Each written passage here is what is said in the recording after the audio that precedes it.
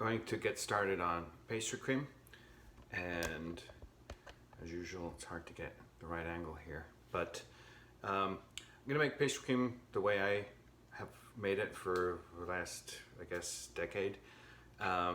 It's a way in which what we're doing is the two thickeners, which are the egg yolks, the proteins in the egg yolks, and the cornstarch. We're going to bring them just to the right temperature where the cornstarch is going to be pre-gelatinized, or fully gelatinized really, and then the proteins in the eggs are going to be just cooked, meaning we're not going to go beyond that. Typically, when you cook pastry cream and you boil it, you're overcooking those two things, and sometimes the results, not sometimes, but always the results are not very good to eat, I think, personally. So this is just a matter of my personal opinion. An overcooked pastry cream to me tastes like overcooked eggs. It doesn't smell very good. It's grainy, it's lumpy, it's not very smooth. So I'm gonna show you how I do it, which is, to me, creamier, smoother, and it just takes advantage of just that understanding of gelatinization and coagulation of proteins and what you need to do to get to that point. So the first thing we're going to do is we're going to take, this is cornstarch, this is regular cornstarch. I'm going to take the first quantity of milk that is in the recipe, which I'm including with this. And what we're going to do is we're just going to combine these two together, okay? Essentially, my main objective at this point is to hydrate the starch, okay? So that it absorbs some of that moisture from the milk. And so that's our initial mix here, is just hydrating that starch. And you'll see if this sits for long enough, what's going to happen is the starch is going to settle at the bottom. It separates from the liquid. So if that happens, just make sure you give it a good stir before you actually use it. Okay, so what we have now is just this basic liaison. Okay. The next thing we're going to do is we're going to add our egg yolks into here. So all of our thickeners are now combined in one place. So I've just cracked these now, and I'm going to get all of that in there. All of it, right? That's why I'm using a rubber spatula to make sure that I get everything in here. All the way. And same thing, I'm going to stir this.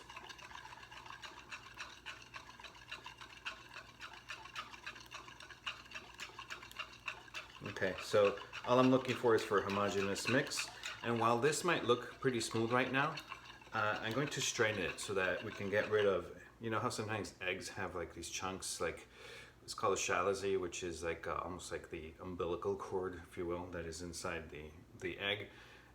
So to strain out those chunks, and if there's any like cornstarch lumps, I'm going to get rid of those. And all I'm going to do is I'm going to strain them into this bowl. Now, it might seem like a very big bowl to be utilizing, but when we finish this, when you see the process, you'll see that it's important to have a bowl that is big like this, okay? Okay, so this is one part of the pastry cream, which is our thickeners. The other part is the liquid that we're going to thicken, and basically it's going to be milk. Now, just as a side note, see, like all the stuff that is left over in the strainer, this is not anything that I necessarily want in my pastry cream. So I'm just going to scrape the liquid from the bottom that came out. And I don't want to push what is in the sifter, right? Because then I'm kind of forcing it through, and it kind of defeats the purpose. So we're just getting all of the liquid from underneath out, and that's good to go, okay? This is ready to be utilized now, okay? So what are we going to do? In this pot, I have the remainder of my milk, which is a larger quantity, all of the sugars in here, and a vanilla bean that I've split and scraped. Now, what are we going to do? You'll see it in practice, but before we get there, I'm going to show you, or explain to you. What we're going to do is we're going to bring our thickeners up to about 100 degrees Fahrenheit, which is about 45 to 50 degrees Celsius. I'll check those numbers in a bit, but what I'm trying to do is get this warm enough, because my goal is to bring this up to a rolling boil, this milk and sugar to rolling boil, pour it into here, and bring the components that are in here up to that temperature of gelatinization of starches and coagulation of protein. Okay, so when this is at 100 degrees Fahrenheit and this is at 212, 215 degrees Celsius Fahrenheit as well, they're going to meet at around 165, 175 degrees Fahrenheit, which is when the temperature we need for all of these things to happen in this bowl. So it'll be just thickened enough, it'll be creamy, it'll be shiny, it'll be delicious to eat. Okay, so what do we have here? We have two things going on. First is, my pot here has the milk, the larger amount of milk, all the sugar and the vanilla bean. And I have this over high heat because I want this to come to a rolling boil. And over here I have a hot water bath. It's not at a super high temperature. What I'm going to do is I'm going to be stirring this. I'm going to be monitoring the temperature because I'm looking for this to come up to about 100 degrees Fahrenheit. Okay, so I'm going to be using my thermometer here, infrared thermometer, to measure that temperature. Now, once this reaches that 100 degrees Fahrenheit, I'm going to take it off the heat, okay? Because I don't want it to get much hotter than that. I don't want this to start cooking in here. I don't want to make like a weird omelet, okay? So I'm going to take it on and off as needed because it might not be happening at exactly the same time that this comes to a rolling boil, right? So I'm going to have my hot pot staying here, and I'm going to take it on and off as needed as this is getting hot, okay? So once this comes to a rolling boil, I'll come back. Okay, this is starting to come to a boil. So we're going to do one last check on our temp here.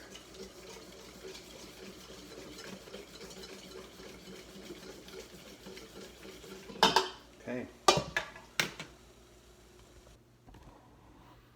All right. I'm at a rolling boil. We're going to go right in here. Very quickly, I dumped in one shot and I'm stirring without stopping. And you can see how this, in a matter of seconds, became pastry cream.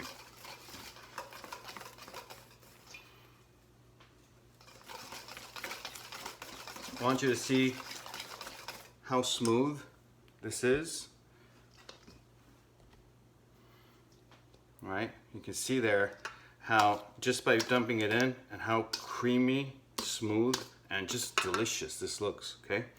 So this took me between bringing it to a boil and dumping it in here, probably 2 to 3 minutes. And I have one more ingredient to add. So if I was making regular pastry cream, I'd add a little bit of butter to this to make it even smoother and richer. But I'm making a chocolate flavored pastry cream. And so what I'm gonna use is this. It's caramelized white chocolate, and I'm gonna add it right now while it's hot, okay?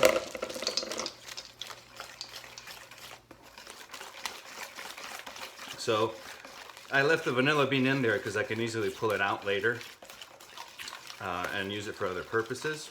But right now, we have this super smooth, super shiny. I mean, I wanna eat it straight out of here with the spoon, you know? That's how, to me, that's just how good it looks. But what we're gonna use this for is I'm gonna be filling eclairs, okay? This is just going to be the filling I'm gonna use for them.